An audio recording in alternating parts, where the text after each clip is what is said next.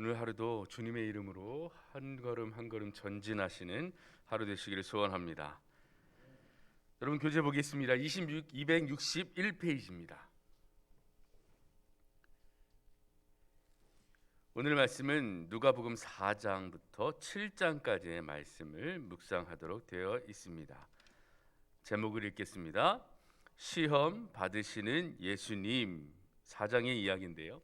예수님께서 왜 시험을 받으셨는가, 그 시험을 어떻게 이기셨는가, 그 시험이 우리에게 어떤 의미가 있는가 라는 것을 쭉 살펴보면서 2번과 3번 질문까지 한번 가보도록 하겠습니다. 배경을 읽어보겠습니다. 이제 누가는 예수님의 사역을 소개하기 시작합니다. 먼저 예수님이 마귀에게 시험 받으시며 준비하시고 갈릴리 고향에서부터 사역을 시작하십니다. 제자들을 부르시고 기사와 이적을 일으키시며 천국 복음을 전파하십니다 라고 되어 있습니다. 누가복음은 다른 사복음서와는 조금 다르게 아주 상세하게 기록되어 있어요. 그래서 오늘 한번 여러분들께서도 천천히 읽으시면서 누가복음에 기록된 그 예수님의 말씀을 잘 묵상하셨으면 좋겠습니다. 4장 1절부터 13절에 보시면 오늘 읽을 말씀인데요, 예수님께서 마귀에게 시험을 당하시는 모습이 기록되어 있습니다. 시험 받으시는 예수님 속에서 우리가 오늘 봤으면 하는 것은 하나님의 아들이라면 예수님은 어떻게 사셔야 할까라는 것을 발견하시면 좋겠어요. 왜냐하면 마귀도 하나님을 이렇게 시험해요. 내가 만일 하나님의 아들이어든 이렇게 살 수 있지 않겠니? 라고 이야기합니다. 그리고 결국에는 마귀의 시험의 목적은 예수님이 하나님의 아들로서 살아가는 삶을 포기하게 만들려는 그런 아주 목적을 가지고 있어요. 그래서 하나님의 아들이라면 이렇게 할 수 있잖아, 하나님의 아들이라면 이렇게 할 수 있잖아, 그것이 안 먹히니까 자 봐, 내게 절하면 이거 다 줄게 라는 것으로 유혹하는 것을 보게 돼요. 한번 보겠습니다. 1번을 읽겠습니다. 4장입니다. 시험 받으시는 예수님. 왜 예수님은 마귀에게 시험을 받으셔야 했을까요? 아담과 하와를 비롯한 인생들이 육신이 약하여 주신 복을 마귀에게 빼앗겼기 때문입니다. 그래서 예수님이 육신의 몸을 입고 오셨고 인간의 빼앗긴 그 상황으로 돌아가 마귀에게서 빼앗아 오신 것입니다. 한마디로 기가 막힌 하나님의 은혜가 아닐 수 없습니다 라고 되어 있습니다. 모든 인류에게 위기가 두 번이 닥쳤다고 말할 수 있는데, 첫 번째는 아담과 하와의 실패입니다. 그때에 모든 인류에게 위기가 찾아왔죠. 타락했습니다. 다시 구원받을 방법이 없었습니다. 고생하며 살아야 합니다. 행복이라고 여겼던 것들이 다 헛된 것입니다. 그러나 두 번째 우리 인생의 위기는 예수님께서 시험 받으셨던 이 장면입니다. 과연 예수님은 하나님의 아들로서 하나님이 원하시는 삶을 사실 것인가? 아니면 마귀의 시험과 유혹에 넘어가셔서 우리 인류의 구원을 포기하실 것인가? 아주 중대한 사건입니다. 그때 예수님은 우리가 알 수 있듯이 이겨내셨어요. 여러분, 하나님의 아들이라면 어떻게 살아야 할까요? 정답은 있지요. 하나님이 원하시는 그 모습 그대로 살아내는 것. 하나님께서 예수님을 이 땅에 보내신 그 목적을 이루어내는 것. 그것이 예수님의 삶이어야 했을 것입니다. 그래서 예수님이 돌아가시면서 뭐라고 하셨죠? 다 이루었다 라고 말씀하셨습니다. 그래서 예수님의 삶은 하나님이 보내주신 그 하나님의 뜻을 어떻게든 이루어내며 순종하시려고, 나중에 보겠지만 사랑하시려고 고군분투하며 사셨습니다. 하나님의 아들이라면 그렇게 살아야 하는 겁니다. 그러면 바로 질문으로 우리 넘어가 보죠. 1번을 묵상하며 이렇게 질문해 보겠습니다. 그럼 우리는 어떤 모습이어야 할까요?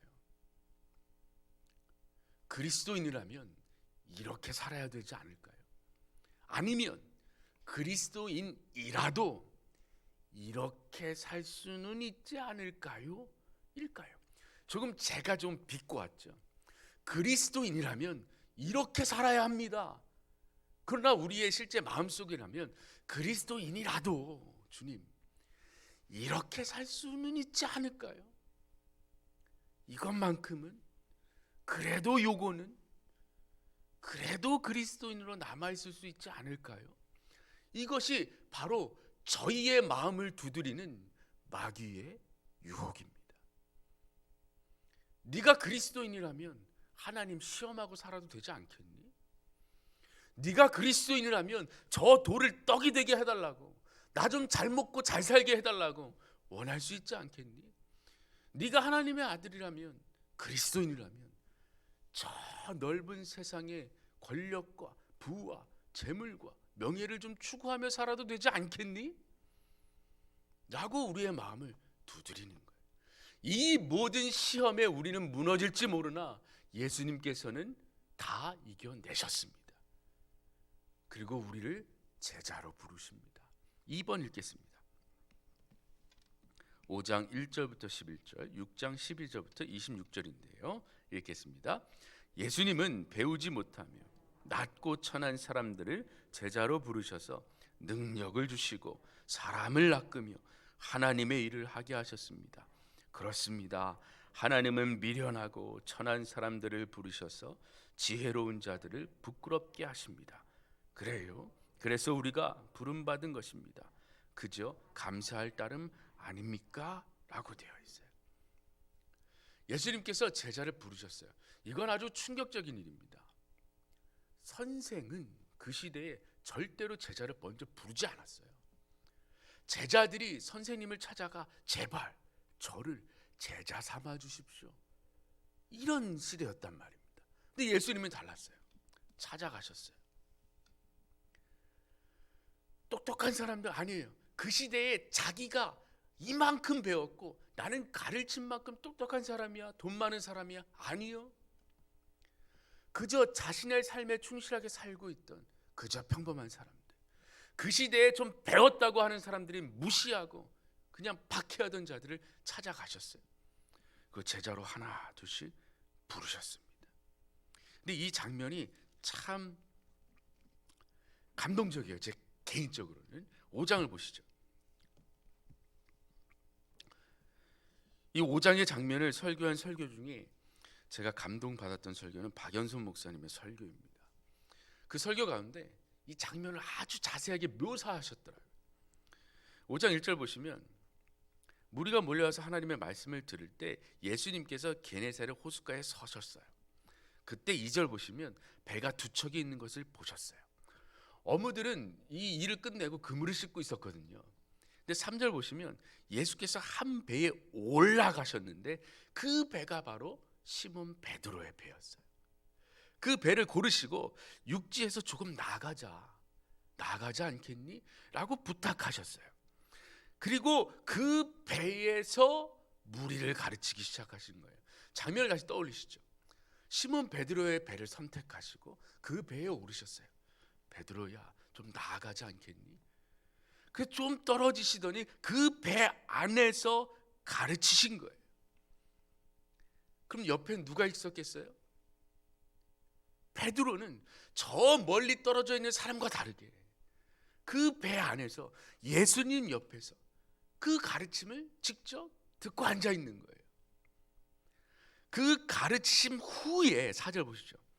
모든 가르침이 끝나고 옆에 있는 시몬 베드로에게 깊은 데로 가서 그물을 내려 고기를 잡아보렴 라고 한 거예요. 이때 5절 보시죠. 같이 읽겠습니다. 시작. 시몬이 대답하여 이르되 선생님, 우리들이 밤이 새도록 수고하였으되 잡은 것이 없지만은 말씀에 의지하여 내가 그물을 내리리이다 하고. 저는 그냥 말씀에 의지한다는 게 뭘까? 그때까지는 조금 애매했어요. 근데 그 장면을 세세하게 설명한 설교를 듣고 베드로가 예수를 뭐라고 부르냐면 선생님이라고 부르고 있어요. 가르침을 들었으니까 이야, 선생님이라고 부를 만한 분이구나. 근데 나에게 그물을 내리라 그러네. 그런데 아닌데, 지금은 그물을 내릴 때가 아닌데. 그런데 선생님, 제가 옆에서 선생님의 가르침을 들어보니 그 말씀에 의지하여 제가 한번 순종해 보겠습니다. 이치에 맞지 않는 말씀인 것 같은데 가르침을 들어보니 그 말씀에 신뢰가 있습니다. 권위가 있습니다. 그러니 그 가르침과 말씀에 의지하여 제가 한번 던져보겠습니다 라는 거예요. 던졌더니 6절 보세요. 그물이 찢어졌어요. 놀라운 일이 일어났어요. 8절 보세요. 여기가 또 키포인트입니다. 그랬더니 베드로의 반응이에요. 읽어보겠습니다. 8절입니다. 시작. 시몬 베드로가 이를 보고 예수의 무릎 아래에 엎드려 이르되 주여 나를 떠나소서 나는 죄인으로소이다. 선생님이었어요, 방금 전까지. 그러나 지금은 주님이 되었어요. 그리고 주님 앞에서 자기가 가까이 할 수 없는 사람임을 깨달았어요. 주여 나를 떠나소서. 왜요? 자기가 죄인인 걸 깨달았기 때문이에요. 하나님이 뭘 가르치셨을까요? 그 배 위에서 하나님이 천국 복음을 선포하셨습니다.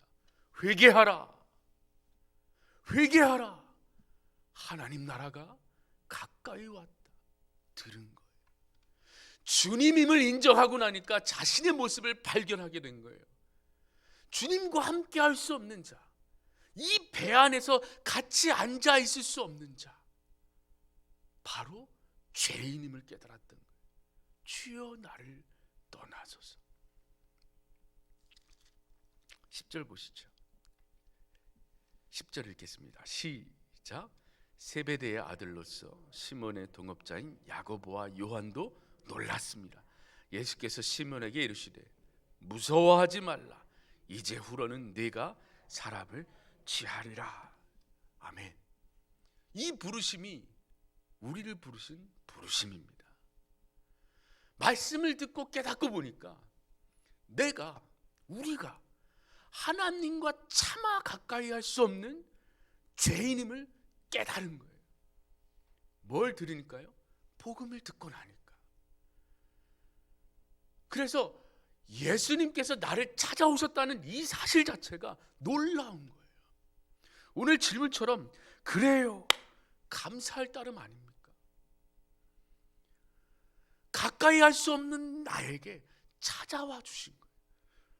그리고 나는 두려운데, 나는 죄인이라서 두려운데 예수님이 이렇게 말씀하세요. 두려워하지 말라. 이제 너는 사람을 취할 것이다.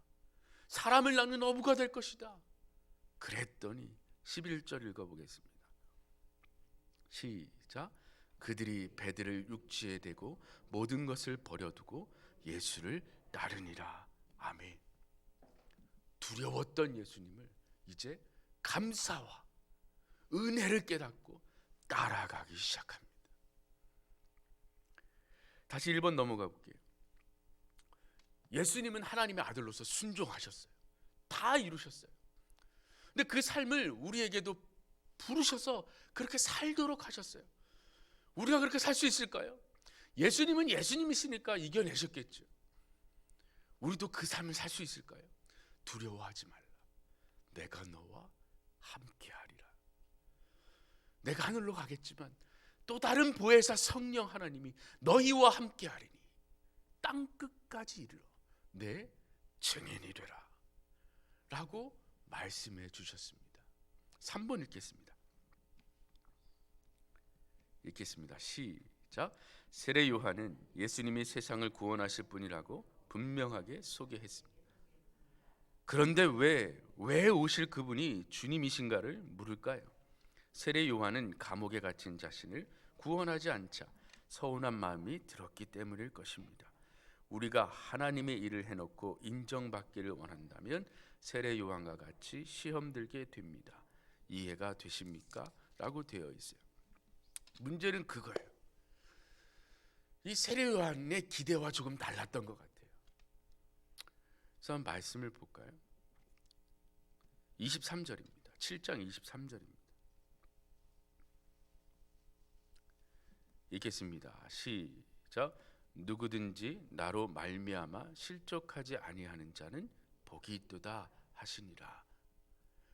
여러분, 우리가 제자로서 살 때 실족할 수가 있어요. 왜 실족하냐 하면 내 기대와 이 하나님의 모습과 나에게 원하시는 게 다를 수 있기 때문이에요.